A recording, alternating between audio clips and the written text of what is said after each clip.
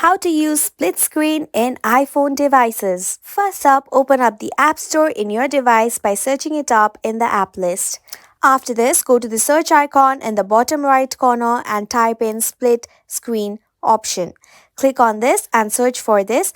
Click on the first option that you see, that is the split screen dual window app.